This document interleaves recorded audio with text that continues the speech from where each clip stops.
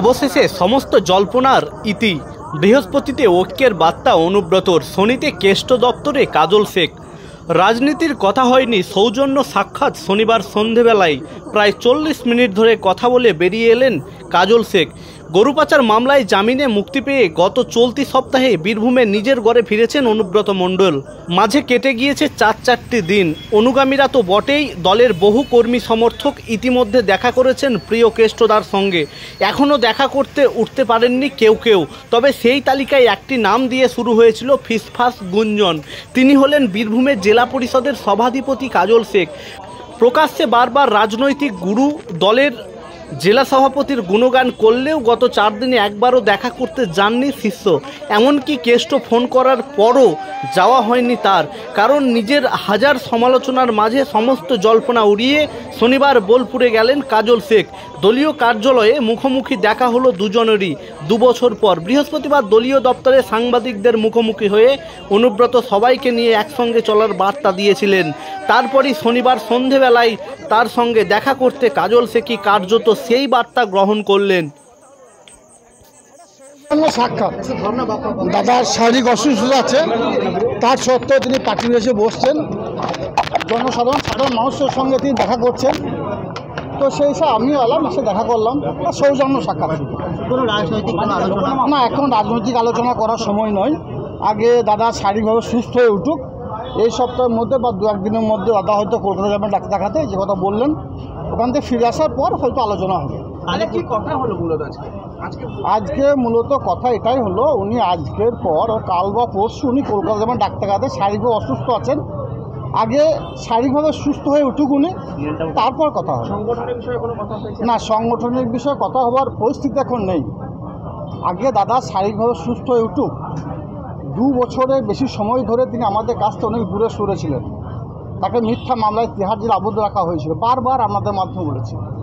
তাছাড়া বীরভূম জেলার সংগঠনটাকে তিনি তিল করে গড়ে তুলেছেন। স্বভাবত বীরভূম জেলার হাজারে কাতারে মানুষ ওনাকে দেখার জন্য একবার আসছেন, আমরাও একবার দেখার জন্য আসতেছি, কারণ আমিও একজন নিজেকে কর্মী বা সৈনিক বলে মনে করি। দেখা হলো, এরপর আগে সুস্থ হোক, তারপর কথা হবে রাজনীতি। 2 বছর আগের অনুব্রত মণ্ডল মানে কেষ্টদাকে আর আজকে কেষ্টদাকে দেখে কি কোনো পার্থক্য কিছু? বাবা বা মায়ের কাছে কোনো ছেলেই বয়স্ক হয় না, ছোটবেলা থেকে বড় পর্যন্ত তার ছেলেই রয়ে যায়। স্বভাবতই আমাদের অভিভাবক যে জায়গায় ছিলেন সেই জায়গাতেই আছেন, কোনো চেঞ্জ হয়েছে বলে আমার মনে হয় না।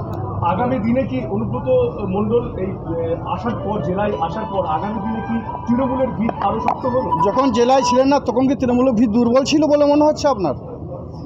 21 নির্বাচন 24 নির্বাচনে ভিত কি দুর্বল ছিল না। টিম অনুব্রত কাজ করেছে, সেই টিম অনুব্রত আগামী দিনে কাজ করবে।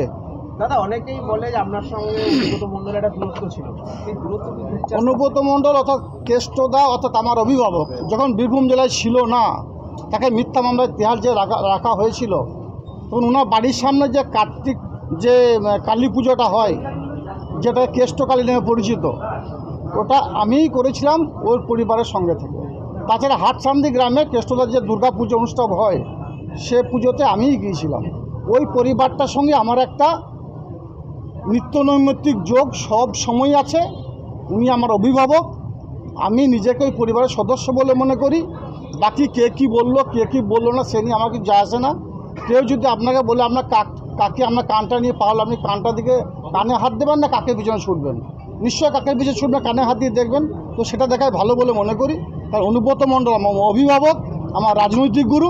আজ পর্যন্ত একটা মিডিয়া বন্ধু সাংবাদিক দেখাতে পারবেন না যে কোনো সময় অনুব্রত মণ্ডল মহাশয়ের সঙ্গে আমার তুতু ম্যামা হয়েছে, ঝগড়াঝাটি হয়েছে, বাকবিতণ্ডা হয়েছে।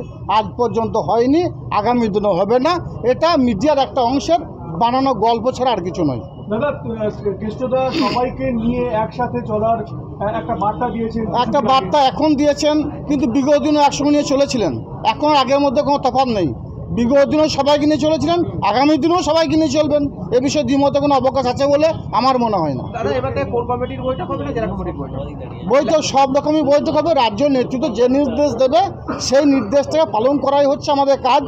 কোর কমিটি বৈঠক হলে কোর কমিটি বৈঠক হবে, জেলা কমিটি বৈঠক জেলা কমিটি বৈঠক, সবই চলবে, সবই হবে। মোট কথা হচ্ছে মমতা বন্দ্যোপাধ্যায়, অভিষেক বন্দ্যোপাধ্যায় যে উন্নয়ন করেছে, যে জনমুখী প্রকল্পগুলো চালু করেছে 2011 থেকে 2024 মাত্র কয়েক বছরের ব্যবধানে, সেইগুলোকে সঠিকভাবে মানুষের বাড়িতে বাড়িতে পৌঁছে দেওয়াটাই হচ্ছে আমাদের কাজ। সেটাই আমরা পালন করব। তাতে সে কোর কমিটির মাধ্যমে হোক, জেলা কমিটির মাধ্যমে হোক, বুথ কমিটির মাধ্যমে হোক। কোর কমিটি বইটা হলে কি অনুব্রত মণ্ডল থাকবেন সেই বইটি? না থাকার তো কোনো প্রশ্ন ওঠে না, কারণ আবার বলছি উনি বীরভূম জেলার সভাপতির আসনে বিগত দিনেও ছিলেন, এখনও আছেন, আগামী দিনেও থাকবেন। SCWBP আর্মি ইত্যাদি সরকারি চাকরি পরীক্ষার কোচিং নিতে চান?